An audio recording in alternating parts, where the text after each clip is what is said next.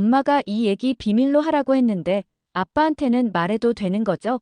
지호는 은호의 유품 상자에서 스티커 하나를 꺼내들었고 그 순간이 진실의 판도라 상자가 열리는 순간이었어요. 지호의 순수한 고백은 세리의 거짓말을 무너뜨리는 열쇠가 되었고 결국 세리는 제인처럼 기찬에게 쫓겨나게 되죠.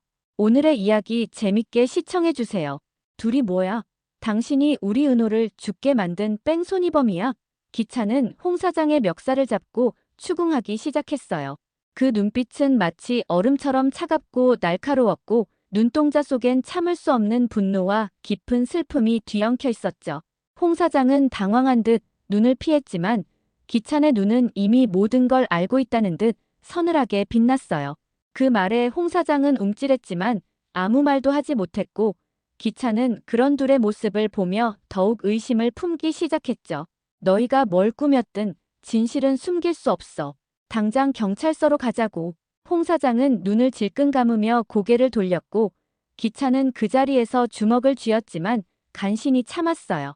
그리고 단호한 목소리로 말했죠. 말해봐, 강세리. 당신 이 사람이랑 짜고서 은호를 죽인 거야? 제정신이야? 하지만 세리는 거짓말에 아주 특화된 인간이었어요. 얼굴색 하나 변하지 않고 거짓말을 늘어놓았죠.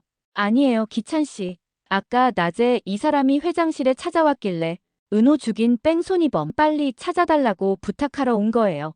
정말이에요. 내 말 좀 믿어요. 세리에게 오랜 시간 세뇌당한 기찬은 이번에도 바보같이 세리의 거짓말에 속아 넘어가고 말았어요. 그의 눈빛이 잠시 흔들리더니 이내 주먹을 풀며 고개를 돌렸죠. 알았어.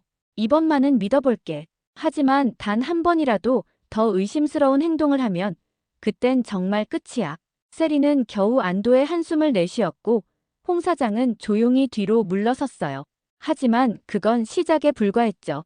겨우 기찬의 의심을 거두게 한 세리는 다시 홍 사장을 불러냈고 이번엔 더 치밀하게 계획을 세웠어요. 지금 당장 범인 자수하게 해. 절대 나랑은 상관없는 사람으로 꾸미란 말이야. 나는 절대 드러나면 안 돼. 알겠지? 홍 사장은 돈봉투를 받아들었고 뺑소니범으로 지목된 남자는 결국 경찰에 붙잡혔어요. 모든 언론은 그가 범인이라며 떠들어댔고 모든 게 세리의 뜻대로 돌아가는 듯 보였습니다. 하지만 이 일과 관련해 기찬은 점점 세리에 대한 의심과 짜증이 쌓여가고 있었어요. 태도 하나하나가 예전과 다르게 느껴지기 시작했죠. 세리는 이 상황을 숙자에게 털어놓았고 연달아 사람 셋이 죽어나가자 단명할까 무서워진 노숙자는 무당을 다시 찾아갔어요. 하지만 세리가 미리 손을 써두었기에 그 무당은 이미 세리의 편이었죠. 무당은 눈을 감고 한참을 점을 치더니 무겁게 입을 열었어요. 절대 그 집에서 나가면 안 돼. 황기찬이 회장직에서 평안히 지내기 위해선 둘째 며느님을 어떻게든 곁에 붙들고 있어야 해. 그 여자가 복을 물고 들어온 사람이야. 숙자는 불안한 마음에 고개를 끄덕였고 무당의 말에 마음을 굳히기 시작했어요. 한편 기찬은 세리와 재혼의 지호와 함께 살고는 있었지만 마음 한켠엔 늘 은호가 자리하고 있었어요. 어디까지나 그는 은호를 사랑하는 아빠였고 장남은 분명 은호였죠. 제인을 닮아 심성이 곱고 똑똑하기까지 했던 은호를 떠올릴 때면 가슴 한복판이 먹먹해졌어요. 세리와 재혼하면서 은호에게 못해준 것이 가슴에 맺힌 기찬은 숙자의 뜻대로 은호의 유품 상자를 불에 태우지 못하고 조용히 자신의 방 안에 보관하고 있었죠. 어느 날 퇴근 후 집에 돌아온 기찬은 자신의 방문을 열고 깜짝 놀랐어요. 지호가 은호의 유품 상자 속에서 스티커를 꺼내 들고 만지고 있었던 거예요. 아빠, 이 스티커 보니까 은호 형 보고 싶어요. 이거랑 똑같은 스티커 저한테도 있어요. 지호의 말에 기찬은 잠시 멈칫했고 가슴 깊은 곳에서 묵직한 무언가가 올라왔어요. 그러자 지호는 말을 이었어요. 제가 형한테 형 엄마가 유치원 횡단보도에서 기다리고 있다고 했더니 고맙다고 하면서 이 스티커를 생일 선물로 준 거예요. 그 말을 들은 기찬은 숨이 턱 막히는 듯 놀라서 지호에게 다시 물었죠. 지호야, 그게 무슨 말이야? 은호 엄마가 횡단보도에서 기다리고 있다니. 그게 언제야? 놀란 기찬은 어리고 순수한 지호를 구슬리며 묻기 시작했어요. 지호는 잠시 생각하더니 조심스럽게 말했어요. 엄마가 제 생일날 형 엄마랑 통화하는 걸 제가 우연히 들었어요. 그래서 형한테 알려줬어요. 형이 엄청 기뻐했거든요. 그래서 그날 저한테 이 스티커를 선물로 준 거예요.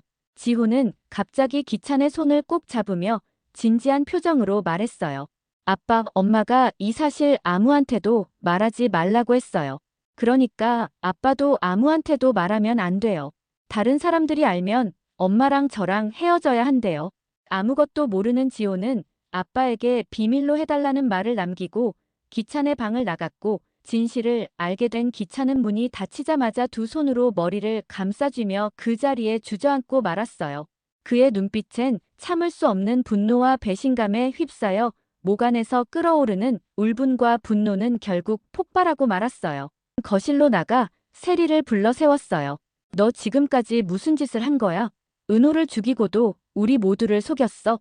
세리는 당황해하며 변명했지만 기찬은 더 이상 듣지 않았죠. 나가. 당장 이 집에서 나가라고. 그때 기찬이 세리를 향해 분노를 터뜨리자 노숙자가 방에서 달려나와 기찬을 말리기 시작했어요. 기찬아, 무슨 일이니? 그러지 마라. 보살님이 그러는데 내가 회장직에 계속 머물려면 세리랑 살아야 한대. 세리가 귀인이란다. 하지만 기찬은 더 이상 참지 않았죠. 어머니, 저 여자가 무슨 짓을 한 줄이나 아세요? 제인이한테 은호 사고 장소로 나오게 거짓말해서 뺑소니 사고를 내려고 한 거였어요. 그러니까 우리 은호 뺑소니범을 사주한 거라고요. 그 보살도 아마 저 여자가 뒤에서 돈으로 조종하고 있을지도 몰라요. 그런 사람 말 들을 필요도 없다고요. 숙자는 충격에 입을 틀어막았고 세리는 더 이상 발뺌도 못한 채 안절부절하며 고개를 떨궜어요. 기찬은 다시 세리에게 돌아서며 말했어요. 이 집에서 그리고 내 인생에서 당장 나가. 그리고 다시는 지호 앞에도 나타나지 마. 세리는 울먹이며 기찬의 바지가랑이를 붙들었어요. 기찬 씨, 제발 지호랑 함께 있게 해줘요. 제발요. 하지만 기찬은 냉정하게 그녀를 뿌리쳤죠. 넌 이 집에서 나가야 해. 지호도 데려갈 수 없어. 결국 한밤중에 세리는 집에서 쫓겨났고 그녀가 제인에게 했던 것과 똑같이 지호와의 사이도 갈라놓았죠. 지호야, 넌 이제 엄마랑 떨어져 있어야 해. 아빠가 너 지킬게. 엄마랑 계속 같이 있다가는 너까지 다칠 수 있어. 기찬과 세리 사이에서 나온 아이라는 게 믿기지 않을 만큼 아직은 영악한 구석이 없는 지호는 갑작스럽게 엄마와 생이별을 하게 되었고 세리는 무너진 얼굴로 그 자리에 주저앉았고 기찬은 한 걸음도 흔들림 없이 등을 돌렸죠. 그렇게 모든 것이 무너졌고 진실은 결국 어두운 밤을 뚫고 드러나게 되었어요. 눈물로 시작된 복수는 이제 새로운 생일별로 이어졌고 그렇게 모든 관계는 차디찬 이별로 정리되었죠. 하지만 도희의 뺑소니범이 기찬임을 알고 있는 세리는 기찬을 협박하며 다시 나타날 거예요. 한편 은호의 사망 소식을 들은 자영은 큰 충격을 받았어요. 제인을 이대로 혼자 둘 수는 없다며 기찬에게 서둘러 면회를 신청했고 서 변호사의 도움을 받아 자영은 감옥에서 풀려날 수 있었어요. 하지만 차갑게 식은 바깥 공기보다 더 쓰라린 건 그녀 앞에 펼쳐진 현실이었고 서 변호사를 통해 전에 들었던 것보다 훨씬 더 비참한 상황을 마주하게 되었습니다. 집은 이미 남의 손에 넘어갔고 그녀를 믿어주던 사람들은 모두 등을 돌렸어요.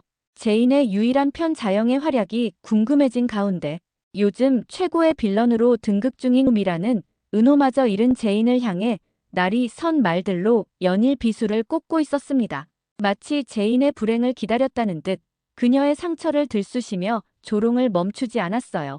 미라는 기찬이 순순히 승우에게 회장직을 물려줄 줄로만 알고 있었기에 그녀의 폭주는 식을 줄 몰랐어요. 하지만 조만간 기찬에게 뒤통수를 세게 얻어맞고 결국 승우의 목숨마저 기찬의 손에 잃고 나서야 그 오만함에서 깨어날지도 모르겠어요. 하루빨리 제인의 복수의 시작과 기찬과 세리의 천벌을 기다리며 오늘의 이야기 마치겠습니다. 드라마리 뷰콩콩 구독과 좋아요 꾹 눌러주세요. 오늘도 시청해주셔서 감사합니다. 콩콩.